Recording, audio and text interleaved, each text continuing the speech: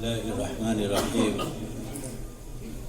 الحمد لله رب العالمين والصلاة والسلام على رسوله الكريم. أما بعد، أعوذ بالله من الشيطان الرجيم. بسم الله الرحمن الرحيم.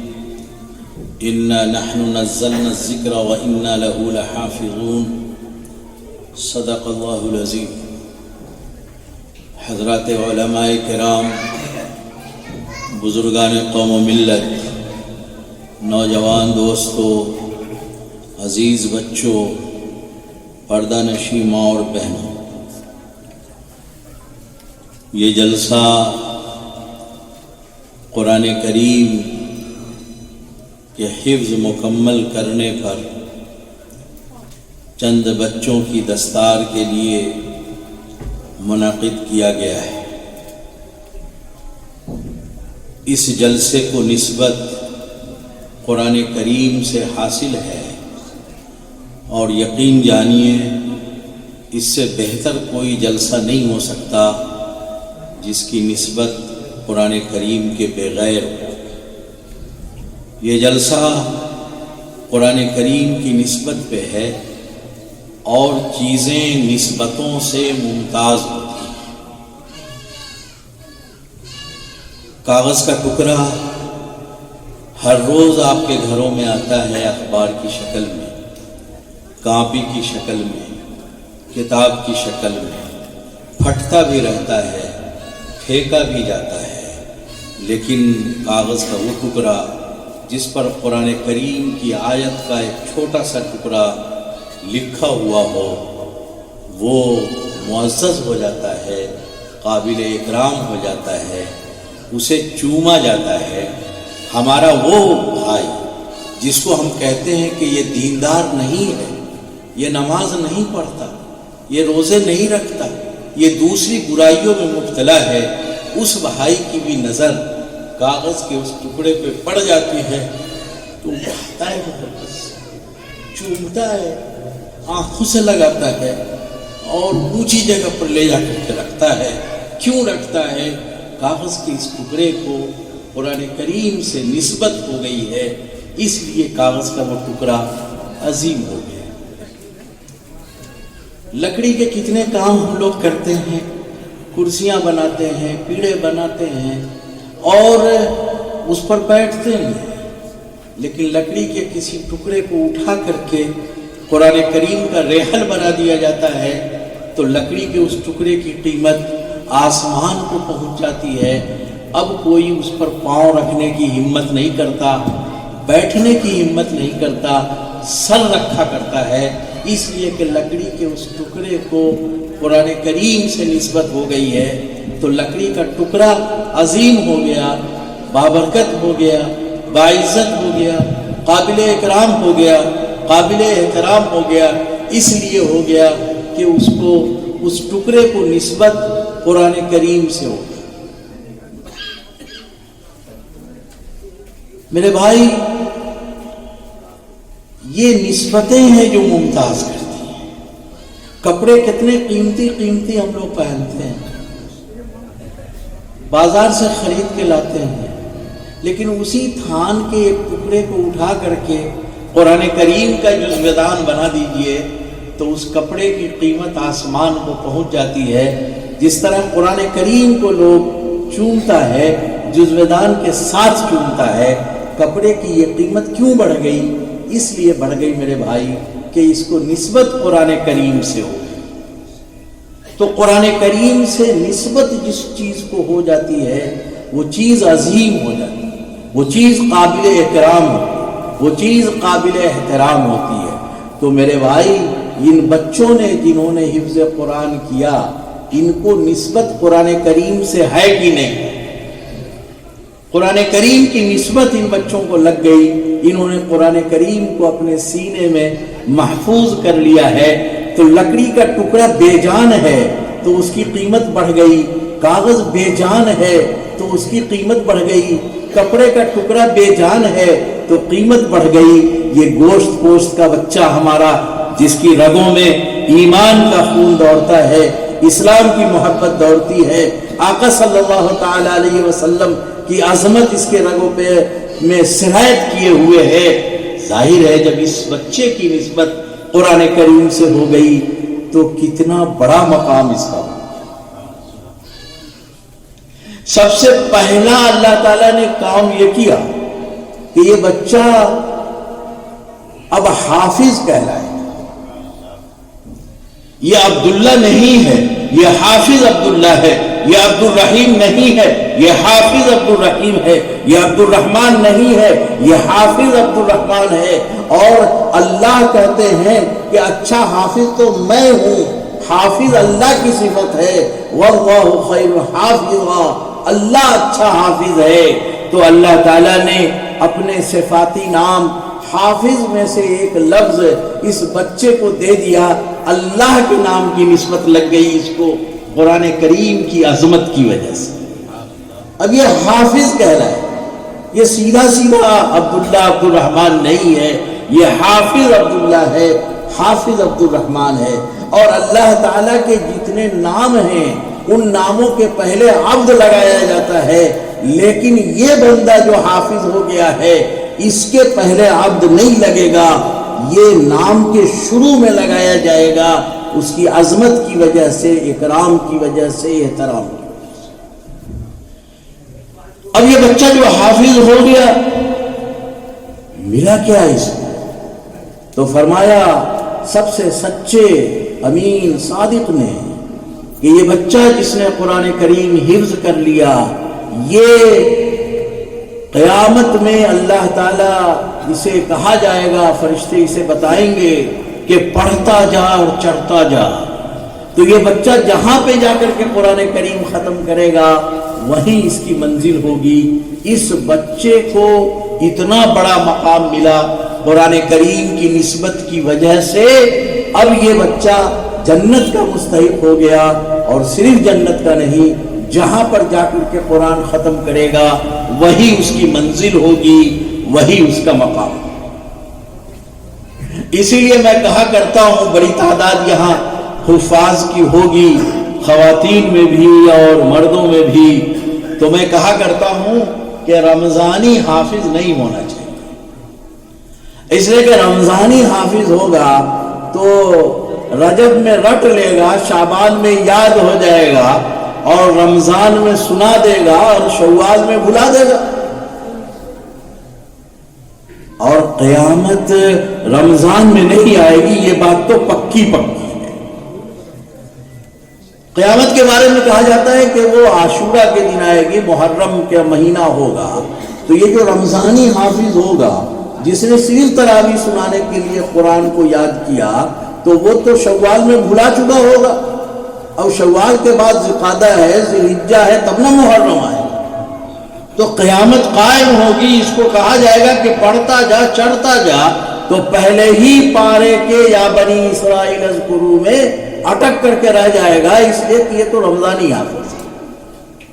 بس میرے بھائی، جن کو اللہ تعالیٰ نے اس دولت سے مالا مال کیا ہے انہیں رمضانی حافظ نہیں ہونا چاہیے، کل وقتی حافظ ہونا چاہیے، ہمیشہ یاد رہنا چاہیے۔ ہمارے علاقے میں مدرسہ اسلامیہ قرآنیہ سمرا مغربی چمپارن میں حفظ کا بہت مشہور مدرسہ ہے، بڑا مدرسہ۔ تو اس کے بانی تھے حافظ بادشاہ۔ حافظ بادشاہ کے والد نے ایک بار پوچھا کہ بیٹا تم کو قرآن کیسا یاد ہے؟ تو حافظ بادشاہ نے اپنے والد سے کہا ابا آپ کو کیسا یاد ہے؟ کہا کہ مجھے تو پورا قرآن سورہ فاتحہ کی طرح یاد ہے۔ تو بیٹے سے پوچھا بیٹا تم کو کیسا یاد ہے؟ تو فرمایا کہ پورا قرآن بسم اللہ کی طرح مجھے۔ یہ ہے حفظ قرآن۔ اور قرآن کریم کو اس طرح یاد رکھنے کی برکت 62 یا 63 میں ان کا انتقال ہوا حافظ بادشاہ، اور 67 میں ان کی قبر کھل گئی پانی کے کٹاؤ سے، تو پورا جسم ان کا سلامت تھا، کفن بھی سڑے نہیں تھے۔ 5-7 سال کی مدت کم نہیں ہوتی، یہاں تو 3 ہی دن کے بعد یہ علماء لوگ کہتے ہیں کہ جنازہ نہیں پڑھا گیا تو اب نہیں پڑھ سکتے اس لیے کہ پھٹ گیا ہوگا. اور اتنے سالوں میں جنازہ صحیح سالم ہے. یہ قرآن کریم کی عظمت کی برکت ہے. قرآن کریم کی عظمت کی وجہ سے جسم نے کہ مٹی نے جسم کو نہیں کھایا. تو میرے بھائی بچے کو کہا جائے گا کہ پڑھتا جا چڑھتا جا تو رمضانی حافظ ہوگا تو بیچ ہی میں گڑبڑا جائے گا. اس لیے پکا یاد ہونا چاہیے قرآن کریم, اور ایسا یاد ہونا چاہیے کہ آدمی پوری زندگی اس کو پڑھ سکے اور بھلائے نہیں. اب بیٹا تو چلا جائے گا حافظ صاحب پڑھتا جا چڑھتا جا, والدین کو کیا ملا؟ یہ لڑکا ڈاکٹر انجینئر بنتا تو کوئی زیادہ کما کے لاتا, چاہے باپ کو بعد میں گالی ہی بکتا, لیکن لاتا تو پیسہ. اب یہ مولانا حافظ صاحب کو کیا ملنا ہے؟ تو فرمایا اللہ کے رسول صلی اللہ تعالی علیہ وسلم نے کہ اس کے والدین کو مرصع تاج پہنایا جائے گا قیامت. اب جس کے سر پہ تاج مرصع ڈالا جائے گا تو اس کو جنت میں بھیجا جائے گا کہ جہنم میں بھیجا جائے گا؟ جنت میں بھیجا جائے گا. تو بیٹا پڑھتا جا چڑھتا جا چلا گیا جنت میں. والدین کو اللہ نے پورے اکرام کے ساتھ تاج پہنا کر کے جنت میں بھیج دیا.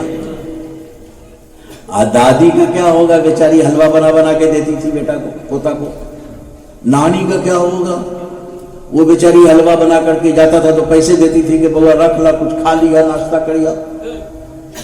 نانا کا کیا ہوگا؟ دادا کا کیا ہوگا؟ تو فرمایا آقا صلی اللہ علیہ وسلم نے کہ یہ لڑکا جو حافظ ہوا ہے اپنے خاندان کے 10 ایسے لوگوں کو جنت میں لے جائے گا جس پر جہنم واجب ہو چکی. اگر کوئی اپنے عمل سے جنت میں جا رہا ہے وہ نہیں شمار ہے اس میں. یہ اسپیشل کارڈ ہے حافظ صاحب کو. دادی جہنم والی لائن میں لگی ہوں گی. اب یہ پوتا پہنچے گا کہ دادی کہاں جا رہے ہیں؟ کہا رہے وہ جہنم والے میں جا رہے ہیں. کہا کیوں جا رہے ہیں؟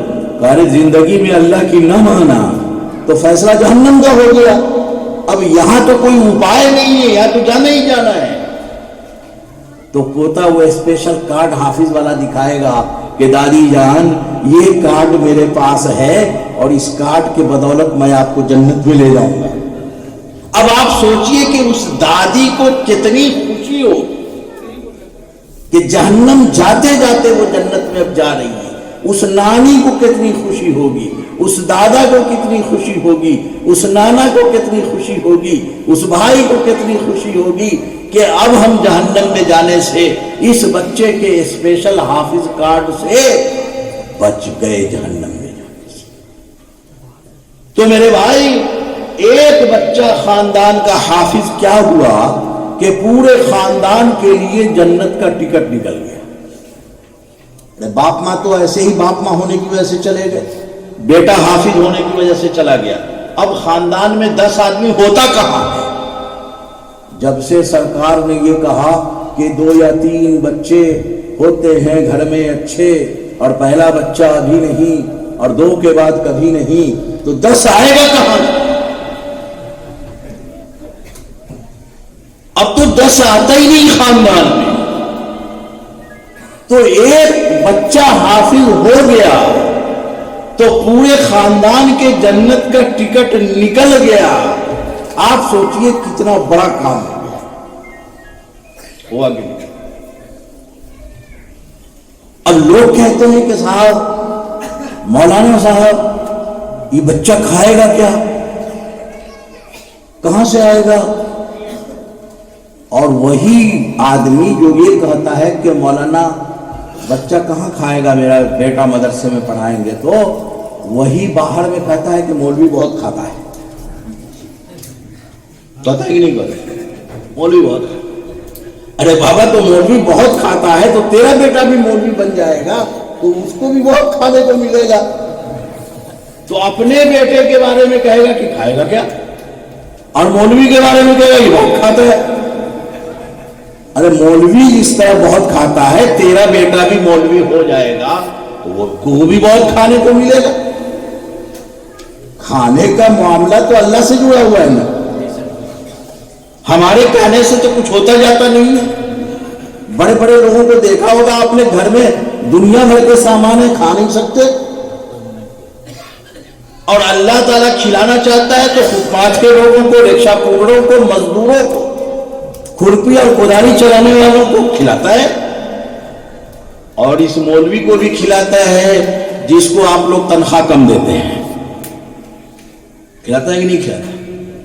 پورا محلہ مولوی کے بارے میں سوچتا رہتا ہے کہ اس کو تو 5,000 ہم دیتے ہیں، یہ اتنے ٹھسے سے رہتا کیسے ہے؟ آپ کی جیب کاٹتا ہے کیا؟ 50 ہزار روپیہ کماتا ہے اور مولوی کے ٹھسے کو دیکھ کر کے سوچتا ہے کئی علاقہ کہاں سے ہے؟ چوری کرتا ہے کیا؟ خوب اچھی طرح اس بات کو جان لیجئے کہ یہ مولوی، یہ حافظ، یہ امام، یہ اللہ کے کلام کا دربان ہے۔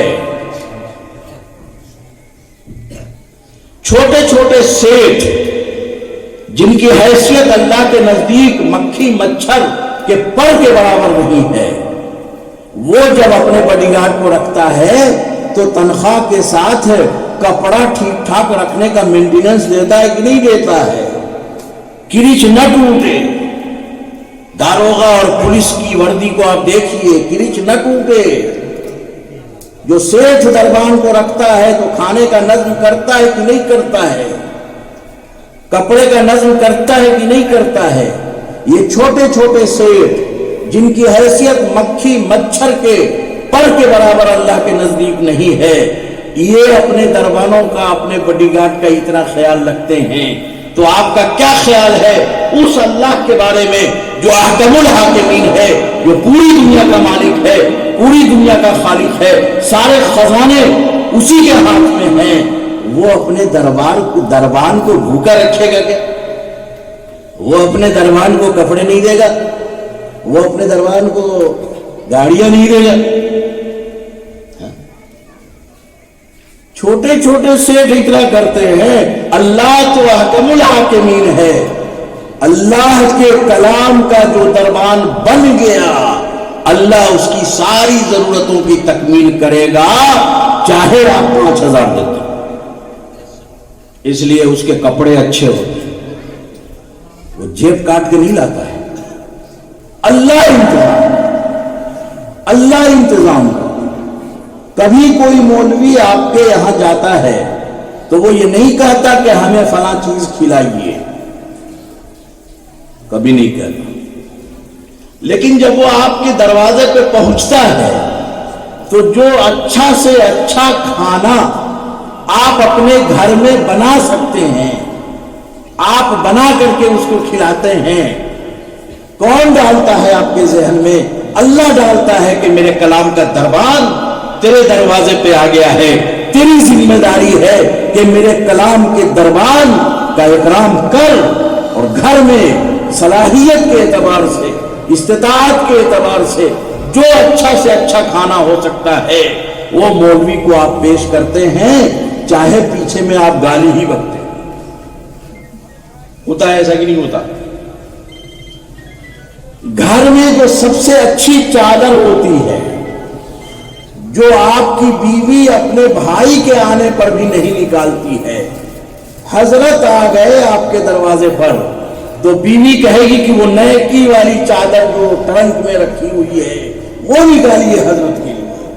اس نے بھائی کے لیے نہیں نکالا، لیکن اللہ نے اس کے ذہن میں ڈالا کہ میرے کلام کا دربان تیرے دروازے پہ آ گیا ہے، تیری ذمہ داری ہے کہ اسے اچھی جگہ رکھ، اچھا بستر دے، اچھا کھانا دے۔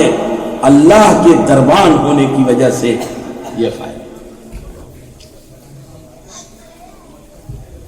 میرے پاس کوئی گاڑی آج تک نہیں ہے۔ ایک بار میں نے ایک اسکوٹر غلطی سے خرید لیا تھا، تو میں اپنے شہر میں جا رہا تھا تو ایک آدمی نے پکڑا میری گاڑی، کہا مفتی صاحب گاڑی خریدی آپ نے؟ اب وہ ایسا کہہ رہا تھا جیسے میں نے کوئی گناہ کا کام کر لیا. ارے گاڑی خریدی کون گناہ کا کام کر لیا؟ میں نے کہا تو ایسا بولتا ہے جیسے گناہ کا کام کیا میں نے. کہا کہ حضور گناہ ثواب ہم نہیں جانتے, وہ تو آپ لوگوں کا کام ہے, آپ بتائیے گا. مجھے اعتراض ہے آپ کا. کیا اعتراض ہے؟ کہا کہ اللہ نے کام بانٹا ہے. عمرا کے ذمے گاڑی خریدنے کا کام کیا اور علماء کے ذمے گاڑی چڑھنے کا کام کیا. آپ نے میرے کام میں دخل کیوں دیا؟ یہ گاڑی خریدنا آپ کا کام نہیں, میرا کام ہے. آپ کا کام تو چڑھنا ہے. سارے اکابر علماء ان گاڑیوں پہ چڑھتے ہیں جن پر چڑھنے کے لیے بعض لوگ, عام لوگ سوچتے ہیں, سیٹ سوچتا ہے. گاڑی خرید کر کے لاتا ہے, کہتا ہے حضرت پاؤں رکھ دیجئے گاڑی کی عمر بڑھ جائے. گاڑی خرید کر کے لاتا ہے, کہتا ہے حضرت 1 مہینہ آپ چڑھ لیجئے اس کی عمر بڑھ جائے گی. اور یہ تو بڑے بڑے لوگ تو بہت بڑے ہیں, میرے جیسا چھوٹا آدمی راکٹ چھوڑ کر کے ساری نئی گاڑیاں, ہیلی کاپٹر سب پہ الحمدللہ چلتے ہیں. ابھی چھوٹا موٹا دربان جس کی کوئی حیثیت نہیں, اس کو تو اللہ اس طرح نوازتا ہے. اور جو بڑا بڑا دربان ہے ان کے بارے میں کیا کہنا ہے صاحب؟ یقین تو ہو آپ کے اندر کہ اللہ کی ذات کرنے والی ہے, اور اللہ کے کلام کا جو دربان ہو گیا اللہ تعالیٰ اس کو ساری سہولتیں فراہم کرے گا. میں سمجھتا ہوں کہ مولوی جس ٹھسے سے رہتا ہے اس کے سلسلے میں آج آپ کا ذہن صاف ہو گیا ہوگا کہ یہ کیوں اس ٹھسے سے رہتا ہے. تنخواہ تو 5,000 دے رہے ہیں, اللہ کے کلام کا دربان ہے. اس لیے اللہ اتنا اکرام اور احترام کرتے, اس کو عظمت دیا, اس کو فضیلت دیتی اللہ تعالیٰ. آپ بہت بڑے سیٹ ہو سکتے ہیں لیکن امام آپ کا وہی ہوتا ہے جس کو آپ بہت کم تنخواہ میں رکھتے ہیں اور وہ آپ کو نماز پڑھاتا ہے. آپ اس سے آگے نہیں بڑھ سکتے. بڑھ جائیے گا, بڑھ جائیے گا تو یہ علماء جو ہے نا کہتے ہیں نمازیں نہیں.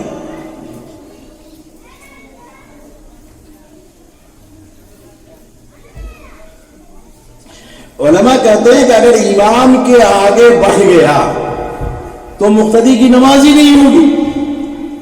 تو آپ کو اگر اپنی نماز صحیح کرانی ہے تو امام کے پیچھے ہی رہنا.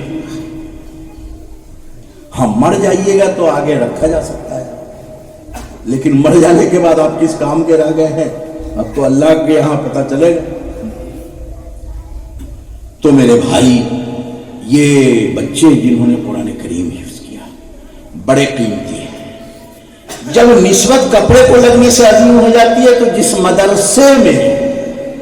مدرسے کا قیام قرآن کریم کی نسبت پر ہو گیا ہوگا تو وہ مدرسہ عظیم ہوگا کہ نہیں؟ اس کی عزت کرنی چاہیے کہ نہیں کرنی چاہیے؟ اس کی مالیات کے لیے فکر بندی ہونی چاہیے کہ نہیں ہونی چاہیے؟ اور کچھ نہیں کر سکتے تو کم سے کم محبت سے دیکھ تو سکتے ہو, اس کا بھی ثواب ہے کہ ہماری نسبت پر ایک چیز قائم ہے, اس کو محبت کی نگاہ سے دیکھا. بس میرے بھائی, یہ بچے جو قرآن کریم حفظ کر رہے ہیں, وقت ہو جائے تو بتا دیجیے گا بھائی. ایک 12 ہوا ہے.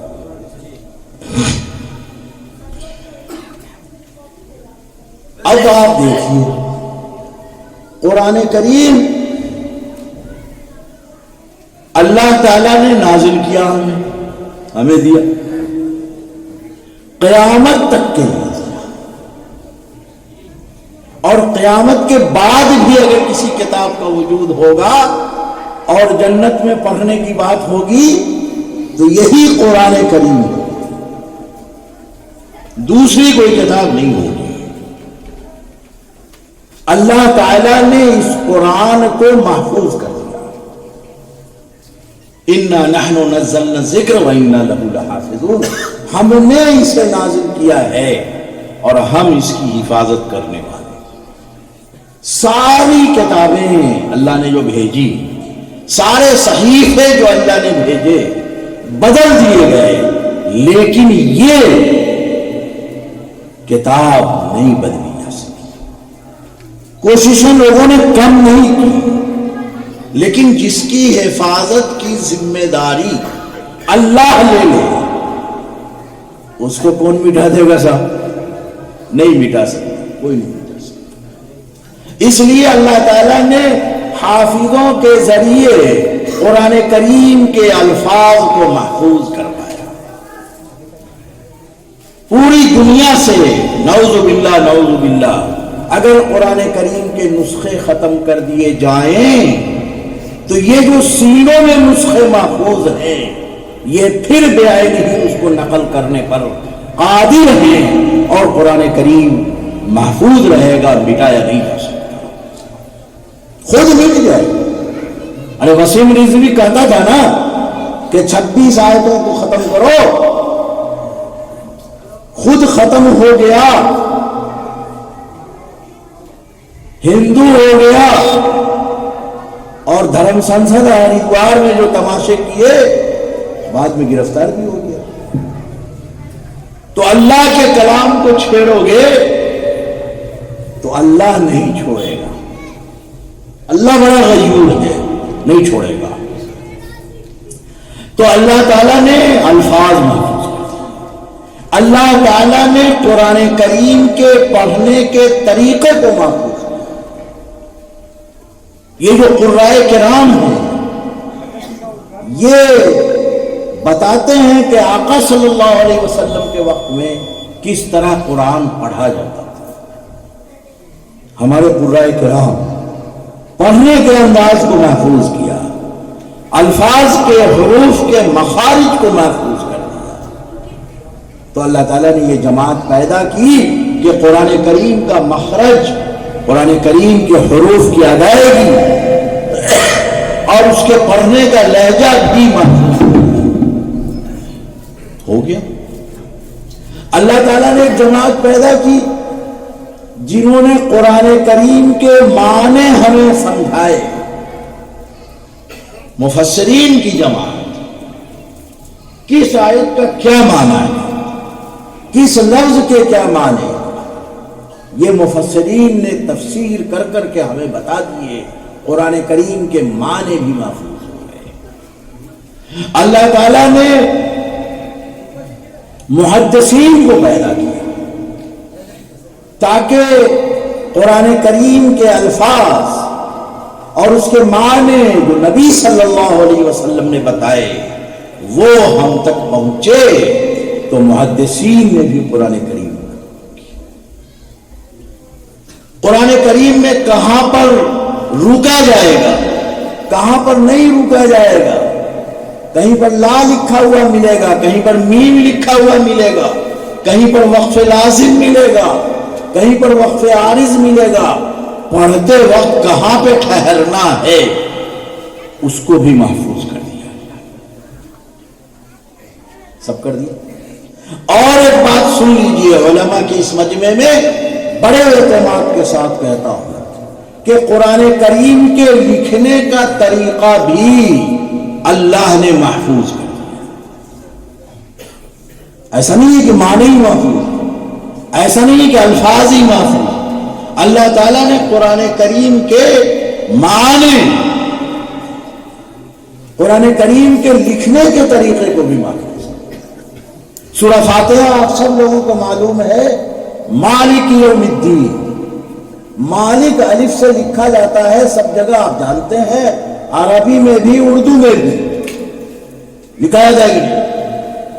پوری دنیا میں مالک کا عربی میں الف سے لکھا جاتا ہے، لیکن سورہ فاتحہ میں جو مالک ہے وہ الف کے ساتھ نہیں ہے۔ دو آدمی ایک لفظ کو لکھتا ہے تو لکھنے میں بدل جاتا ہے۔ دربھنگا کوئی الف سے لکھتا ہے، کوئی ہے سے لکھتا ہے، کوئی تشتری تو سے لکھتا ہے، کوئی تے سے لکھ رہا، کوئی طوطا تو سے لکھتا ہے، کوئی تے سے لکھتا ہے۔ لیکن میرے بھائی قرآن کریم کے لکھنے کے انداز کو بھی اللہ نے محفوظ کیا، اس لیے خربوں کی تعداد میں پوری دنیا میں قرآن کریم لکھے گئے، کسی کی یہ ہمت نہیں ہوئی کہ مالک کو الف کے ساتھ رکھ دے۔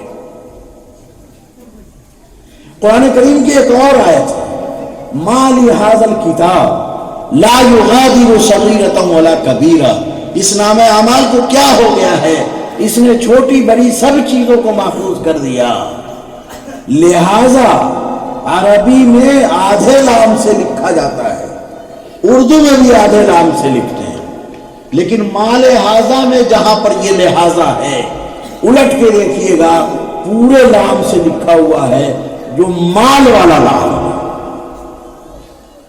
آج تک کسی نے ہمت نہیں کی کہ لہذا کو آدھے لام سے کر دے، اس لیے کہ لہذا کا رسم الخط تو آدھے لام ہی ہے، تو لکھنے کا انداز ساری چیزیں محفوظ۔ اب میرے بھائی قرآن کریم کا سب کچھ تو محفوظ ہو گیا، ہمیں بھی کچھ کرنا تھا، ہم بھی قرآن والے ہیں، ہم قرآن کے ماننے والے ہیں، تو قرآن کریم کے جو احکام تھے اسے ہم کو اپنے عمل سے محفوظ کرنا تھا، قرآن کریم کے اعمال کو، احکام کو ہمیں اپنے عمل سے محفوظ کرنا تھا، اسی میں ہم کمزور پڑ گئے۔ اللہ نے کہا تھا کہ اللہ کے علاوہ کسی کی عبادت نہ کرو، وَقَضَى رَبُّكَ أَلَّا تَعْبُدُوا إِلَّا إِيَّاهُ، ہم نے اللہ کی عبادت چھوڑ کر کے پتہ نہیں کہاں کہاں سر جھکانے شروع کر۔ اللہ نے کہا تھا وَبِالْوَالِدَيْنِ إِحْسَانًا، والدین کے ساتھ حسن سلوک کرو، بوڑھے ہو جائے تو ان کے لیے کانڈھا بن جاؤ، سہارا بن جاؤ، ان کے لیے مغفرت کی دعا کرو، ان کو اف نہ کہو، انہیں مت جھڑکو۔ لیکن آج ہمارے والدین ہمارے گھروں میں سسک رہے ہیں، سارے کام کے لیے ہمارے پاس وقت ہے، باپ کے پاس بیٹھ کر کے دلجوئی کے چند کلمات کہنے اور تھوڑا ان کی ہمت افزائی کرتے رہنے کے لیے وقت نہیں ہے۔ اللہ تعالیٰ نے کہا تھا اپنی نگاہیں نیچی رکھو، ہم بازاروں میں چلتے ہوئے کتنی آنکھیں سینکتے ہیں، ہر آدمی سوچ سکتا ہے، محسوس کرتا ہے۔ عورتوں کے پردے پر ہم نے خوب باتیں کی ہیں، لیکن آپ کو معلوم ہونا چاہیے کہ مردوں کو آنکھ نیچی رکھنے کا حکم اللہ نے پہلے دیا ہے اور عورتوں والی آیت بعد میں آئی۔ ہماری ساری توجہ عورتوں کی طرف ہوتی ہے، آپ اپنی آنکھوں کی بھی تو فکر کیجئے، ہم نے قرآن کو یہاں بھی چھوڑ دیا۔ اللہ نے کہا تھا یتامہ کے مال کے قریب مت جاؤ، ہمارے یہاں جو کمزور ہوتا ہے اس کے مال کو ہڑپ کرنے کا ہمارا مزاج بن گیا ہے۔ مسجدوں کی زمینیں ہڑپ ہوتی ہیں، اوقاف کی زمینیں ہڑپ ہوتی ہیں، قبرستان کی زمینیں ہڑپ ہوتی ہیں، دوسرے تو کرتے ہی ہیں، ہم بھی کوئی پیچھے نہیں۔ اور میرے بھائی اللہ نے کہا تھا کہ ذات برادری یہ عظمت کی بات نہیں ہے، بڑا وہ ہے جو اللہ سے ڈرتا ہے، ان اکرمکم عند اللہ اتقاکم۔ ہم نے برادری کی بنیاد پر تفریق پیدا کر کے قرآن کریم کے اس حکم کو چھوڑ دیا۔ اللہ نے کہا تھا غیبت نہ کرو، اللہ نے کہا تھا توہمیں مت کرو، اللہ نے کہا تھا وعدہ خلافی مت کرو، اللہ نے کہا تھا زنا مت کرو، اللہ نے کہا تھا کہ وعدے پورا کیا کرو۔ ہم نے قرآن کریم کو لوگوں چھوڑ دیا۔ اب قرآن کریم کی نسبت جس کو لگ گئی وہ عظیم ہوتی ہے، ہم نے تو اس نسبت ہی کو چھوڑ رکھا ہے، تو ہماری کٹائی ہوگی کہ نہیں؟ ہم کیوں ذلیل ہو رہے ہیں؟ ہم کیوں رسوا ہو رہے ہیں؟ ہمیں کیوں پریشانیوں کا سامنا ہے؟ اس لیے کہ ہم نے قرآن کریم کو لوگوں چھوڑ دیا ہے۔ قرآن کریم سے جڑ جائیے، آپ عظیم ہو جائیے گا، آپ بچ جائیے گا۔ قرآن کریم پر اگر عمل شروع کر دیجئے گا تو بچ جائیے گا، اس لیے کہ آپ اللہ کے قریب ہو جائیں گے، اور اللہ تو سب سے اچھا حفاظت کرنے والا ہے۔ کون اللہ کے مقابل میں آ سکتا ہے؟ اللہ تعالیٰ نے کہا وَمَكَرُوا وَمَكَرَ اللَّهُ वल्लाहु खैरुल माकिरीन।